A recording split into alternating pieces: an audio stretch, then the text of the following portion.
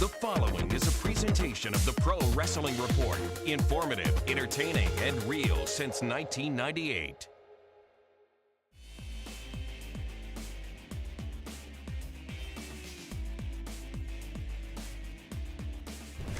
Coming up next, ladies and gentlemen, it's the Pro Wrestling Report Primetime Wednesday night. It's your midweek delight. Hump day. As we talk about this past Sunday's TNA Sacrifice, we've got this week's top five, Ask the Booker, and a look forward to WWE Over The Limit, which is this Sunday on pay-per-view with Be The Booker. All that and so much more coming up right here, right now on the Pro Wrestling Report Primetime Wednesday night.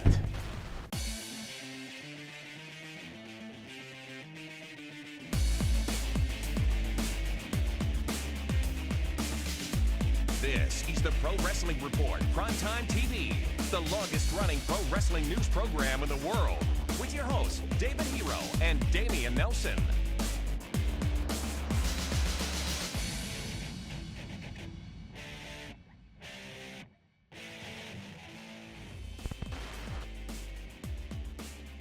Welcome, ladies and gentlemen, to the Pro Wrestling Report Primetime Wednesday night. Damian Nelson sitting alongside David Hero, and let's get right to this week's follow-up, which is looking back at this past Sunday's TNA Sacrifice on pay-per-view. A pay-per-view, David Hero, that many people out there in the world have said was one of TNA's best offerings in a very long time from the Impact Zone in Orlando, Florida. It was one of my favorite TNA Impact Wrestling pay-per-views in quite a long time. I mean, the month prior was good, but this month, everything flowed. It meant something. It was going in the right direction creatively, athletically, promotionally. It was a good pay-per-view. Let's talk about it match by match. First match we're going to look at was for the TNA Knockouts Championship, as your star of the week from last week, David Hero, Brooke Tessmacher, was not successful in her efforts to defeat Gail Kim to become the new Knockouts champion. Well, you know, Gail Kim is one of the absolute best wrestling divas, knockouts, ladies wrestlers, female wrestlers. Wives? Of all time, absolutely. Of all time. I mean, she makes it look believable. She is like a pint-sized dynamite. I mean, it looks good. She's crisp in the ring. Her moves mean something. And she carried Brooke Tessmacher to a very, very good match on Sunday night. Unannounced matchup going into the pay-per-view, somewhat of a match, I guess you can call it, and defeating Eric Young was the endorsed Crimson in an impromptu matchup. How about Crimson coming out there, open challenge to anybody in the back, and out comes Eric Young and ODB. EY. You know, it's good. Eric Young, one of the more entertaining guys in the entire company, always gets a tremendous response from the live audience. And you know what? He made Crimson look pretty good. Absolutely. Eric Young is a veteran. He is a ring general. He is a leader in the ring. Crimson is still learning the ropes. And for him to have matches with a guy like Eric Young, who does different things besides punch and kick and whatever, but it forces him to become a little more creative, can only help the development of your guy, Crimson. The TNA Television Championship was on the line. It was a three-way matchup as Devon defended successfully against Robbie E. and Big Rob Terry. You know, the Robs need to get on the same page. Rob Van Dam included? No, not him. He's a different character. Robbie E., obviously TNA Impact Wrestling sees something in Robbie E. because they keep using him and putting him in a program with a guy like Devon, another guy that can teach the young Robbie E. different things in the ring. He's a veteran. He's been around a long time. He's been a top guy in the tag team scene every place he's been. And now he's starting to rub off some of that knowledge on Robbie E. I know a lot of people don't like the character Robbie E., but if you watch what he does, he is that, what's the right way? Bump and feed heel. You know? Please explain. Well, you know where he gets knocked down, gets back up, runs back into something, gets knocked down. He's a great heel. If you can get past the Jersey Shore gimmick and just watch what Robbie E. does in the ring, I think you'd be pleasantly surprised and actually rather impressed as to how good he really is. Should Robbie E. be a face? No, not at all. Not yet. Right now, let him learn the ropes as a heel. Him and Rob Terry, I think you can make money with those two guys. Now, Rob Terry has a long way to go as far as development, and he's learning. He's out in OVW. He's the new OVW heavyweight champion, and he's in a place where they can teach him the basic fundamentals. The problem for Rob Terry is there aren't a whole lot of guys his size that he can work with. So he is forced to work with some smaller guys, and that's really not his style. I mean, there are no more King Kong Bundys, one-man gangs, Big John Studs, Kamalas, Bam Bam Bigelows out there that can pull Rob Terry aside and say, hey, here's how a big man is supposed to work. So for the time being, he's an OVW, he's learning his craft, and he's going to be Robbie E's bouncer. And I think that those two guys, if they keep them together, can be a pretty solid tag team and they can make some money. Kurt Angle defeats the phenomenal one, AJ Styles. It was just a matter of time before Kurt Angle turns babyface again. You know, and he's obviously there. I mean, him and AJ Styles, what a great match. I mean, those two guys, their in-ring chemistry is second to none. I mean, when those two go out there, they're comfortable, it's an even flow. They trust each other, and they know that they're going to be there for whatever they got to do. Fantastic match. I mean, Kurt Angle, for as beat up as he is, can still go every night. And him and AJ, he's a machine. He is a machine. Him and AJ, fantastic match. I would say, who would have thought that Kurt Angle and AJ Styles wouldn't be a match of the night on this pay-per-view? And going into it, that was the expectation, but what actually ended up being what many call the match of the night was a matchup featuring Bully Ray and Austin Aries. Great good guy, bad guy, David versus Goliath match. And I will say this, when Bully Ray first became Bully Ray and went off on his own as a singles competitor, I cringed. I was like, oh, this is going to be just bad for business. Bully Ray has elevated guys. Mm-hmm. He helped Ken Anderson in their feud. He brought out a different edge to AJ Styles during their feud, and he elevated Austin Aries to upper mid-card from just mid-card. So you think night. Austin Aries might open up his own MySpace account? Well, he very well could. But Bully Ray has rededicated himself. He's in fantastic shape. He's great on the mic. And he was not being selfish in the ring with his match with Austin Aries. He easily could have just eaten up Austin Aries and made him look bad. And he didn't do it. He got up when he had to get up. He put him over when he had to put him over. And you know what? I will say this. Bully Ray is definitely a star. Took you this long? Well, you know why? Because you always hear the grumblings in the back and how certain guys go into business for themselves. But Bully Ray is obviously trying to make TNA a better place. And he proved it with a great, solid match with Austin Aries. I mean, don't get me wrong, Austin Aries got beat up. You know, he got the welts on his body, he got the bruises, you know, he got kicked in the teeth, the whole thing. But when the match was over, Austin Aries was elevated, and Bully Ray was a big part of that. Ken Anderson defeats Jeff Hardy. Interesting, you know, two baby faces. And it was interesting because at one point during the match, it seems like the fans were getting more behind Ken Anderson than Jeff Hardy. Mm-hmm. And then, of course, it had the kabuki finish with the quick 1, 2, 3 count. He wrestled? No, a great kabuki. He's retired. Oh. But, you know, 1, 2, 3, but Jeff Hardy kicks out, or does he not kick out? The finish was a little bit messed up. But at the end of the day, it was Ken Anderson.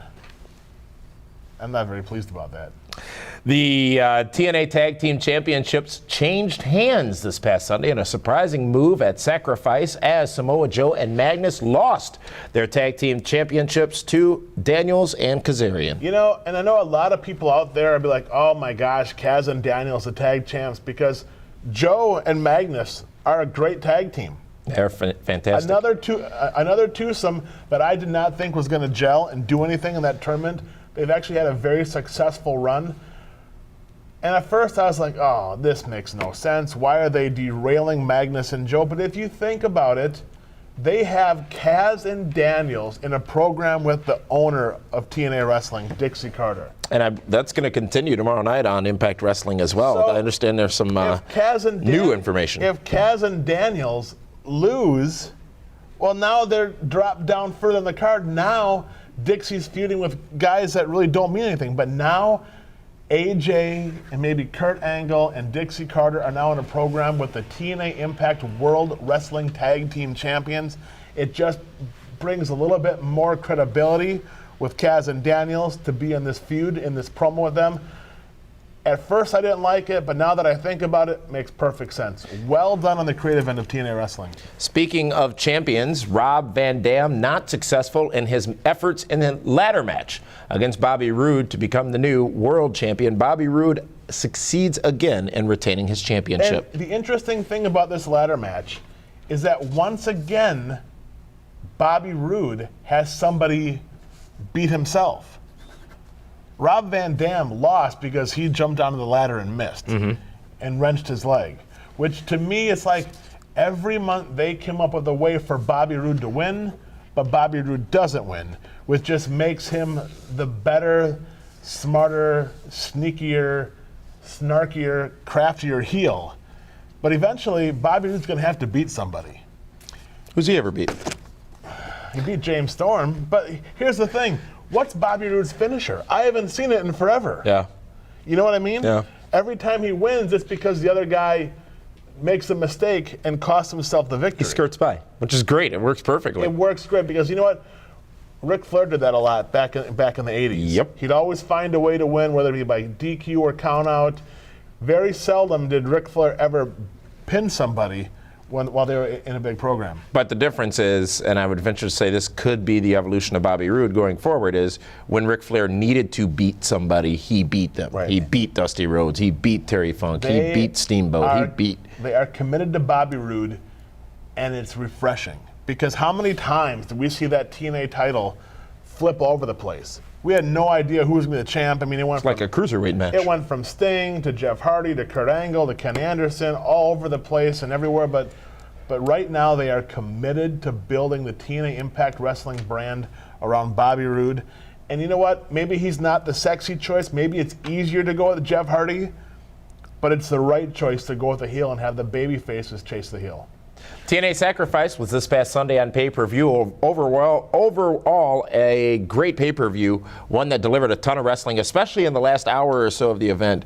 Some surprise matchups, delivering better than they would have expected to have delivered. Just a great show from TNA. But later on in this program, we're going to talk about what may not be such a great show, WWE Over The Limit, coming up this Sunday on pay-per-view. But before we do that, we've still got this week's top 5, and we're also going to have Ask the Booker. That's still to come right here on the Pro Wrestling Report, primetime Wednesday night.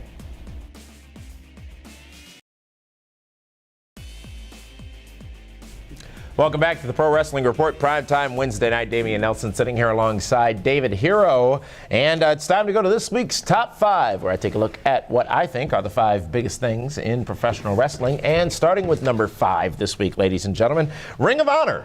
Border Wars this past Saturday night on pay-per-view. The first hour of it pretty much not available to those who had purchased it. They acknowledged it, they admitted their mistakes, and have offered a make good, and I think a reasonable make good. Refunds if you want it, or everyone who ordered it will also get a copy of their Best in the World event.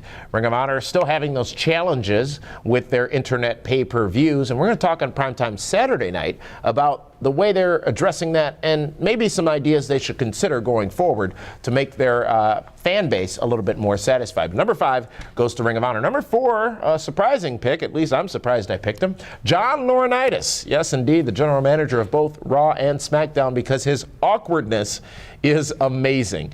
He flubs better than anybody else in the business, and just seeing him not just on Raw, but on SmackDown, his interactions with not only Eve, David Otunga, and Teddy Long, but all the WWE superstars, just fantastic. John Laurinaitis, that guy you just love to hate, and that is not easy to do. Just ask David Hero. Coming in at number 3, Paul Heyman, another great talker, a man whose realism is simply amazing. The way he spoke this past Monday night when he was in the ring with Triple H makes you think that things are a little bit more real than they actually are. Paul Heyman, always been a man to speak his mind, spoke his mind again this past Monday night. A great addition to WWE with the absence of Brock Lesnar for the time being. Paul Heyman coming in at number 3. Number 2, and if you've heard the news, big changes coming to NXT, moving the taping location to Orlando, Florida at Full Sail University. Going to be focusing on the stars in FCW and the stars in FCW only. It is going to be a developmental program. It is going to be a program that will feature the next breed of stars from WWE. However, they won't necessarily be called that. Very smart move by WWE to give NXT a reason and a focus. And also, recently we've learned that the plan is, of course, for NXT to go back onto broadcast or cable television in the future. This is a great move for WWE and the future of NXT. Coming in at number 1, ladies and gentlemen, this week is a man who was number 3 last week with this performance at Sacrifice this past Sunday. He has solidified his position on top of this week's top 5. Bully Ray is the best heel in TNA right now, if not one of the best heels in the entire business. And as we talked about earlier, when you look at from where he came to where he is, he has redefined not only himself, but he has redefined the character of a heel in TNA wrestling, and it is fantastic. I would venture to say Sacrifice would not have gotten the rave reviews it did if not for that man, Bully Ray. That is this week's top 5, ladies and gentlemen, and it is now time to get the whiteboard out, David Hero. And Are we booking the B? We're going to book the B. We're going to talk about WWE Over the Limit in this week's Be the Booker.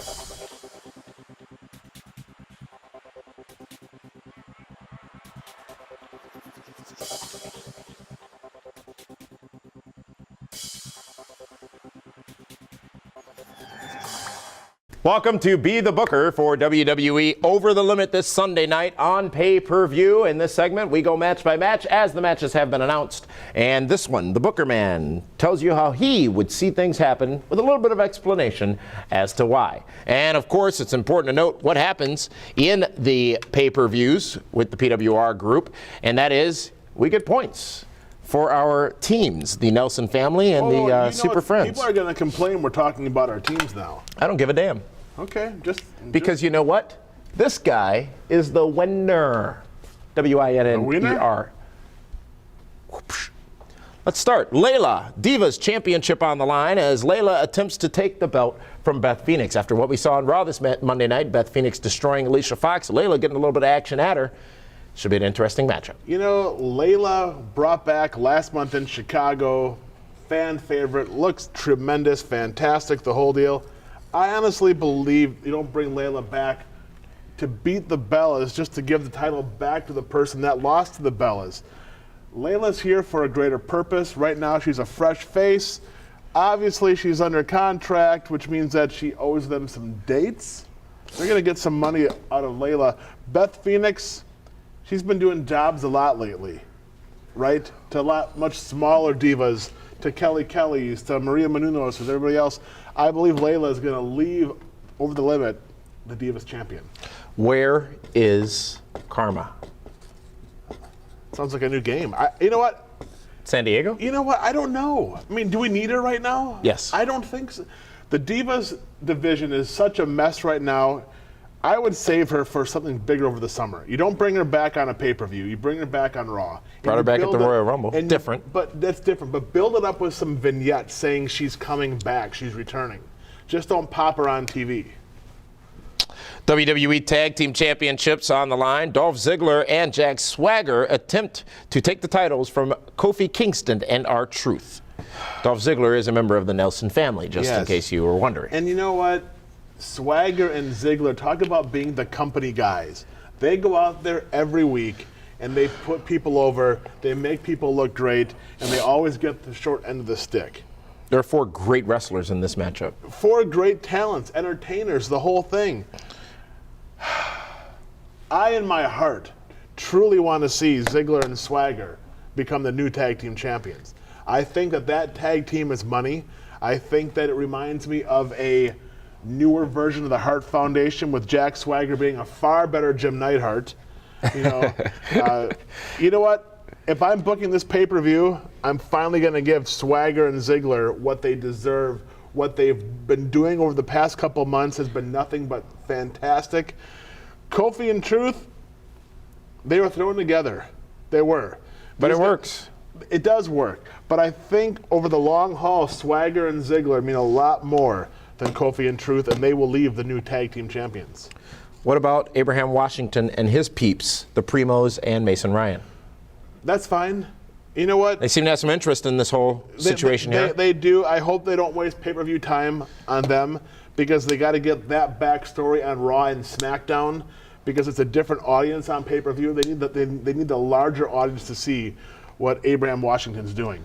The World Heavyweight Championship will be on the line. It is a four-way match, fatal four-way. Sheamus, the odds are against him as champion because in the ring as well will be Randy Orton, Chris Jericho, and Alberto Del Rio. As was said on Raw this past Monday night, Sheamus only has a 25% chance of retaining his championship because any one of these other guys could pin any other one of these guys and become world champion. The odds are stacked against the champ. They really are. And there has been a ton of focus on Sheamus and Randy Orton. They're always getting in the way of each other. We didn't even see these two on Raw Monday night. No, you haven't really seen much of Jericho, and ADR has been non-existent. Which tells breakdown? Which tells me one of these two guys is going to leave Over the Limit, the new world champion. Jericho is owed something, it seems. Jericho still, to this moment, since his return, I feel has done a lot. But as the record books will show, has done nothing. Sheamus needs to win this match. He really does, because since he's been the champion, he's done nothing fantastic yet. Even last month in Chicago, yes, he beat Daniel Bryan Danielson, but the crowd was firmly behind DBD. Yeah. Yes. Yes, absolutely. Yes. So, I mean, these two here confuse. They don't need the title. I would love to see Jericho go into a program with Alberto Del Rio. I think that could be some very good wrestling. As much as I like Sheamus, he's on Team Super Friends. I would like to see Jericho steal the title. Now, these aren't my predictions. He's a member of the Nelson family, Yes, I get that. That's fine. See, I've been giving you points here. I don't need your points. I don't need your pity. These two guys can go off into a program in space somewhere else if they want to. Then these two guys can do their own thing over here. They're going to get possibly two feuds out of this one match that can keep SmackDown busy for a while. Jericho leaves, goes into a program with ADR. Sheamus and Randy Orton can be, the other feud on the SmackDown brand. I think that makes good business. It keeps four guys busy throughout the summer. Fascinating. Well, the other championship, the WWE Championship, will also be on the line, as Daniel Bryan will attempt to take the title away from CM Punk. Now, this match, of course, popular amongst the internet world. I question its mainstream popularity, but at the same time, no matter what, it's going to be a great match. Unfortunately, a great match that we've seen on Raw a couple of times before. It's going to be a great match, and this match here is a coin flip for me because DBD is so over with the audience right now. But CM Punk, he's the guy. If John Cena needs to take some time off for his divorce and nagging injuries and whatnot, they got to put the company on somebody's shoulders, and it's got to be CM Punk. CM Punk is going to be in it for the long haul. They're committed to CM Punk. If you follow him on Twitter, you see the stacks of pictures he signs almost every day. Yeah. They're invested in. This will be a great match, but how can Daniel Bryan Danielson, the guy that did the job in 18 seconds to Sheamus at WrestleMania, and then lose to Sheamus 2 out of 3 falls, then beat CM Punk, a guy that they've been building up strong for almost a year now. And Daniel Bryan doesn't need to. As a matter of fact, it would probably hurt him if he won the championship because the fans are behind him more so because he's chasing than because he is a champion. But I wouldn't be surprised if he wins but then drops the belt back to Punk on Monday Night Raw. That wouldn't surprise me either. But Daniel Bryan has to make Punk tap. Punk's not going to tap.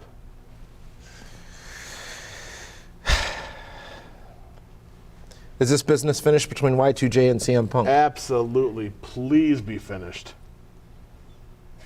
Is this business finished between CM Punk and Johnny Ace? Not at all. I'm just looking for the shenanigan factor. You don't need shenanigan factors. Hey, AJ was talking to CM Punk this past Monday night on Raw. Well, of course. AJ talks to everybody. That's their money guy right now. They're not going to take the belt off of CM Punk. John Cena will wrestle John Laurinaitis. If John Laurinaitis loses, he is no longer the general manager of Raw or SmackDown. No superstar can interfere in this matchup. If so, they will be fired. There is no special guest referee. There is nobody at ringside. It is Ace and Cena one-on-one. Which is going to be brutal. It's going to be hashtag brutal. You know what? Even if you think it's brutal when you watch the pay-per-view, put down hashtag brutal. But there's two X factors. There's Brock Lesnar and there's Big Show. Two guys that are no longer with the company. I got to replace Big Show. One has quit, one has been fired. Who do I replace Big Show with? It's only going to be for one day because you got to figure. I'll announce it on PrimeTime Saturday. Really? Carry on. He's going to be back on Monday. The question, though, in this matchup is who will be back during it doesn't to make cause a the difference win because for Johnny Johnny Ace. Through shenanigans, whether it be a Lord Tensai, not Lord Tensai. Can't get fired. Big Show or Brock Lesnar is going to come out and cost John Cena the match. So John Cena needs to take some time off. Here's the thing. What better way to do it than to kill him during this match? Here's the thing. It can't be Brock Lesnar. Did you just do a here's the thing? Yeah, I stole it from Triple H. It can't be Brock Lesnar. Because you're now doing a pay-per-view which will feature Brock Lesnar, who's money on pay-per-view without ever advertising him. It's got to be the Big Show. There's a reason he got fired, and how are they going to get out of it? Again, I don't think anybody can conclude out there that this man, Johnny Ace, will defeat John Cena one-on-one in a wrestling matchup. There's just no way that could happen. Never. So there's got to be, because Johnny Ace ain't going anywhere either. No. There's got to be somehow, some way that Ace wins this matchup. And it seems like the obvious person is Big Show. But it means more. Yeah, because Brock Lesnar is going to be tied up now with Triple H. So let Big Show come in, take out John Cena. Then Cena and Big Show can do a program for a little while. Then you have Brock and Triple H. You have Jericho and ADR, Sheamus. You know what? If they do it like that's a pretty solid summer feud. This is a building pay-per-view. This is a foundation.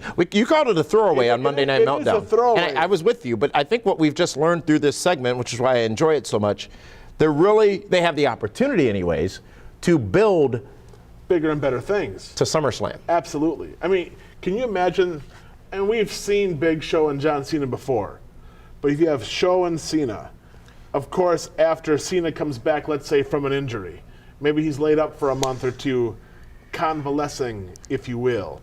And then you have Jericho and ADR, and you have Sheamus and Randy Orton, and then you have Triple H and Brock Lesnar, and you still haven't found anything for CM Punk to do yet. Right.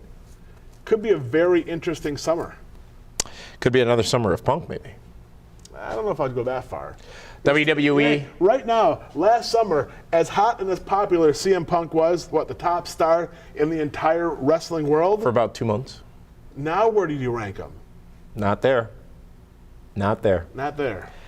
WWE Over the Limit this Sunday on pay-per-view. If this man were booking it, he would have it go as follows. Layla would be the new Divas Championship against Beth Phoenix, taking her title. Brand new tag team champions in Jack Swagger and Dolph Ziggler. The World Championship leaves around the waist of Y2J Chris Jericho. World Wrestling Entertainment, the WWE title, stays around the waist of CM Punk. And then the DWHS moment of the night, which means David Hero has spoken. Did the Pope, have you talked to the Pope lately? Yeah, he wants a Super Friends t-shirt. He doesn't really. Yes, of course he does. Johnny Ace defeats John Cena, but there will also be hashtag shenanigans somehow, some way in this matchup. WWE Over the Limit this Sunday on pay-per-view. The Pro Wrestling Report will be covering it all day at pwrshow.com, so be sure to check it out there. That has been Be the Booker. We'll be back right after this.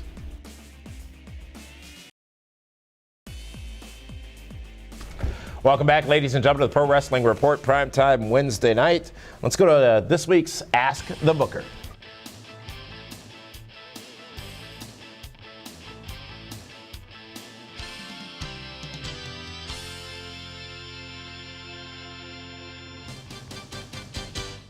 And this week's question comes to us from Richard D. Carries. I hope I'm saying that properly, but I do know I will say this properly. He hails from Toronto, Ontario, Canada. Site of last week's Border Wars, by the way. And his question is as goes this. Here it is. Move along. It seems that many wrestling fans always question why Ric Flair versus Hulk Hogan never occurred at WrestleMania 8. despite them being in WWE at the same time and both claiming to be world champion. I, however, wonder why The Rock versus Shawn Michaels never happened. They were both in the same company between 1996 and 98, when HBK was actively competing prior to his back injury, as well as 2002 when HBK returned. Why do you think this match never occurred, is the question Richard has. Well, to answer the first question, the reason Hogan and Flair never had a match at WrestleMania was because when they toured the house shows, they didn't draw very well. They wrestled here in Milwaukee. I saw that match one-on-one. They did, and then they came back with a tag match when it was Hogan and Piper against Flair and Sid Vicious. Remember that one? Mm-hmm. Tremendous. But Rock and Shawn Michaels, as great as they both are, I don't think it would have been a good match. Because when Shawn Michaels, before he took his hiatus, he was selfish. He was in the business for himself. By his own admission. I don't think The Rock would have been ready for that. And then when The Rock and Shawn Michaels were back in the early 2000s, having The Rock versus Shawn Michaels wouldn't have helped The Rock either. Because And there wasn't much time. No. Because Shawn came back at the same There SummerSlam wasn't. The Rock lost and left. And I don't think that a Rock-Shawn Michaels match would have meant more than a Rock-Austin. Any one of the three. Because Shawn Michaels, as great as he is, as iconic as he is, as Hall of Faming as he is, I don't think that those two guys would have gelled in the ring. And we know that Shawn Michaels wouldn't want to put The Rock over. And The Rock, I don't think would have put Shawn Michaels over either. Is there money in that match? Because it could happen. No, not anymore. It's unlikely that it will happen. I mean, even if Shawn Michaels hadn't retired, I don't think that the people...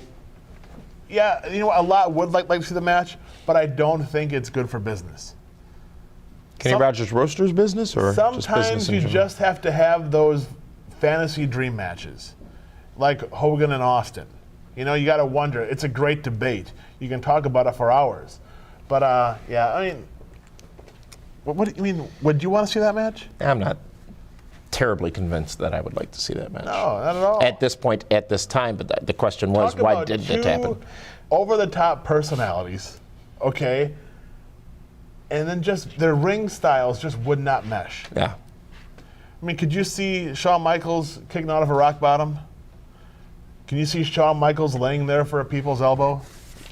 I could now. At the time, no. No, absolutely not. Your question could be the next Ask the Booker question. All you have to do is send an email to atb@pwrshow.com. Again, atb@pwrshow.com. And you never know if your question will be selected. So that is this week's edition of the Pro Wrestling Report, Primetime Wednesday night. We'll be back with you again on Saturday night. Yes, that's it. We'll be back with you again on Saturday night, where we will be taking a look at Ring of Honor's Border Wars, part 3 of our interview with Billy Gunn, and we'll see who this Joker picked as his joke of the week. That is the Pro Wrestling Report, Primetime Wednesday night. For that one, this is Damian Nelson saying thank you so much for tuning in.